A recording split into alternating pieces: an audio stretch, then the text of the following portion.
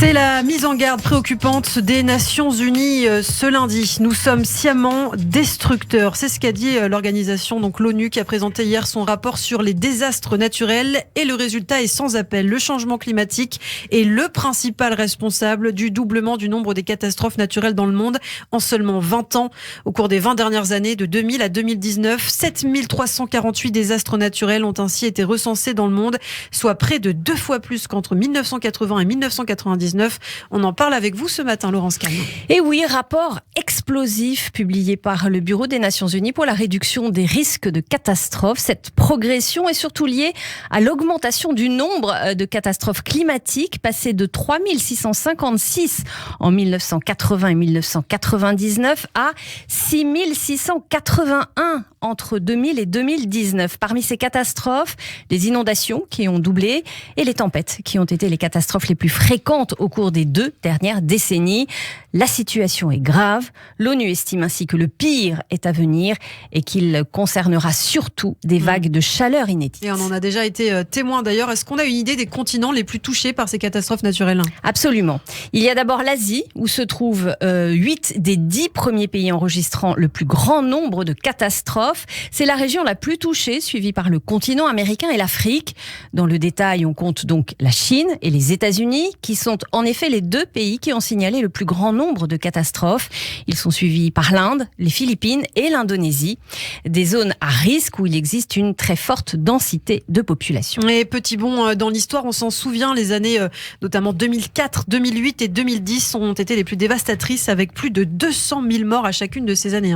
Et oui, le tsunami de 2004, on s'en souvient, dans l'océan Indien, a été le plus meurtrier, faisant plus de 220 000 victimes. Le deuxième événement le plus important a eu lieu en 2010, c'était en Haïti, lorsqu'un tremblement de terre d'une magnitude de 7 sur l'échelle de Richter avait causé la mort de plus de 200 000 personnes et blessé plus de 300 000 autres. Enfin, n'oublions pas le cyclone Nargis en Birmanie en 2008, qui avait lui causé la perte de quelques 138 000 personnes. Mais depuis 2010, heureusement, il n'y a pas eu de méga catastrophe, comme on dit, et c'est-à-dire aucune catastrophe naturelle ne provoquant plus de 100 000 morts. Bon, il faut quand même le souligner, à l'échelle planétaire, le nombre de morts n'a que peu augmenté. C'est un des résultats de ce rapport de l'ONU. Sur la période 1980-1999, le nombre de morts est ainsi passé à plus d'1,19 million contre 1,23 million sur la période 2000-2019. Donc pas de grosse vraiment différence. En effet, Lana, mais ce n'est que l'arbre qui cache la forêt. A contrario, le nombre de personnes touchées par ces désastres naturels a bondi, passant de 3,25 milliards à 4 milliards. En effet, le risque de catastrophe devient aujourd'hui systémique. Davantage de vies sont sauvées, mais davantage de personnes sont touchées par l'urgence climatique croissante. Et c'est bien ça le nœud du problème. Et il est urgent de comprendre la situation également en termes de pertes financières, parce que c'est vrai que c'est un des aspects finalement que l'on aborde assez peu sur la scène internationale quand on parle du climat, mais les coûts sont importants. Oui, depuis l'année 2000, les dégâts dus aux catastrophes naturelles sont évalués à au moins près de 3 milliards de dollars, soit 2543 milliards d'euros très exactement. Un montant d'ailleurs sous-estimé, puisque un grand nombre de pays, notamment l'Afrique et l'Asie, ne fournissent pas d'informations sur l'impact économique des tragédies écologiques. Alors on parle de l'Asie, on parle de l'Afrique, mais qu'en est-il de la France ? C'est évidemment une question qui nous intéresse sur Radio J, quelques jours après le passage dévastateur de la tempête Alex sur l'Hexagone. Un peu plus tôt, la semaine dernière, 55 communes avaient en effet été déclarées en état de catastrophe naturelle et 5 personnes en sont décédées malheureusement. Triste bilan, en effet, les intempéries qui ont touché le sud de la France. Notre pays n'est pas épargné par les catastrophes naturelles et selon certains climatologues, notre pays est en effet un observatoire très intéressant car nous connaissons à la fois les problématiques des pays du bassin méditerranéen et celles des pays du Nord. Tempêtes, érosion, mouvements de terrain, canicules, sécheresse, avalanches. Beaucoup de choses. Oui, la grande majorité du territoire, que ce soit en France métropolitaine comme dans les Outre-mer, est fortement exposée. On se souvient des ouragans Maria et Irma qui avaient balayé les Antilles, mais aussi plus proche de nous, la ville de Cannes, qui s'est à nouveau retrouvée récemment sous les eaux. Et concernant la France métropolitaine, il faut précisément se concentrer sur 3 indicateurs qui touchent en grande majorité les régions disparates de notre pays. pays, soit les inondations, les feux de forêt et les mouvements de terrain. Et le risque d'inondation est le plus répandu. Il concerne 64% des communes, en raison notamment de l'implantation historique des villes le long des cours d'eau, utilisés alors comme voie de transport et renforcés depuis. Un constat qui vaut d'ailleurs également pour les territoires littoraux, confrontés à une urbanisation toujours croissante en lien avec la pression touristique. Et puis il y a aussi les risques liés aux feux de forêt qui se concentrent quant à eux en majorité dans des communes du sud de la France, la Provence-Alpes-Côte d'Azur, la Corse, mais aussi le Languedoc-Roussillon, la Drôme, l'Ardèche et la région Aquitaine.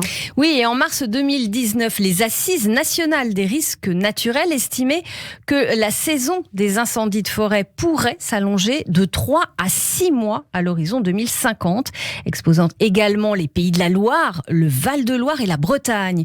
Cependant, pas d'inquiétude immédiate, ma chère Ilana. Les feux de forêt sont moins préoccupants que les risques d'inondation qui, là, sont bien plus fréquents. Et enfin, Laurence, troisième facteur de risque pour la France, on le disait, les mouvements de terrain. On en parle peu, mais ils sont pourtant une vraie conséquence des changements climatiques. Alors oui, bien sûr, c'est un peu moins spectaculaire qu'une coulée de boue dévalant une vallée ou qu'un mur de flammes léchant les abords d'une station balnéaire, mais quand même. Oui, car en réalité, 55% des communes sont exposées à un risque de mouvement de terrain. Phénomène de retrait gonflement argileux qui touche aussi bien le nord de la France que la Bretagne, le Grand Est et le sud du pays. Ce sont les sols argileux qui sont particulièrement vulnérables, dès lors en tout cas qu'ils sont fragilisés par l'alternance de sécheresse et de précipitations. Bon, alors comment éviter ces événements ? Est-ce qu'on a des solutions de prévention peut-être ? Eh bien, par nature, un risque est imprévisible, malheureusement. De fortes pluies ne suffisent pas à provoquer des inondations. De même, une canicule ou la sécheresse ne peuvent être les seuls responsables de feux de forêt. En revanche, Ilana, nous sommes capables de déterminer quelles zones sont exposées à quel danger. Par exemple, là où l'eau s'écoule, dans une place très étroite, c'est une eau qui peut aller très vite et très violente. De même, un phénomène peut toucher une région une année et une autre, la suivante, rendant difficile la perception de ce risque pour les habitants et les pouvoirs publics locaux. Donc, il existe toujours une part d'inattention. C'est un peu la roulette russe. Je crois que ça a d'ailleurs été le cas pour Saint-Martin-Vésubie, commune en partie détruite par les intempéries le 2 octobre dernier. Il y a encore un mois, pourtant, la ville bénéficiait seulement d'un indice de risque faible. Oui, indice très faible même, à la Bolène-Vésubie, où la rivière a pourtant emporté la route sur laquelle circulait une voiture avec 2 pompiers à bord. La situation dramatique. D'autres événements liés au changement climatique sont aussi à prendre en compte. On n'aura pas forcément le temps de les détailler, mais le milieu militaire tire aussi étonnamment la sonnette d'alarme. Absolument, car les infrastructures militaires ont aussi été touchées par le changement climatique. La base aérienne de Tyndall en Floride, par exemple, a été complètement soufflée par l'ouragan Michael en 2018. Selon le commandement militaire américain, cette destruction en termes de pertes matérielles a été pire que toutes les attaques subies au Moyen-Orient. Merci Laurence pour ces informations. Alors évidemment, on ne pourra pas parler de toutes les conséquences profondes dues à ces changements climatiques, notamment aussi le risque de pénurie, c'est important. Il faut rappeler par exemple que l'accès à l'eau potable posera un problème important de sécurité mondiale d'ici 2030. Et si la Covid-19 semble avoir sensibilisé les gouvernements et le public en général sur les risques qui nous entourent, on est encore quand même loin du compte, Laurence. Aujourd'hui, aucun territoire du monde n'est épargné et l'avenir est incertain. Et cette semaine, comme un cri du cœur, l'ONU a donc appelé le monde à suivre les recommandations des scientifiques et à investir dans les programmes de prévention et d'adaptation au changement climatique.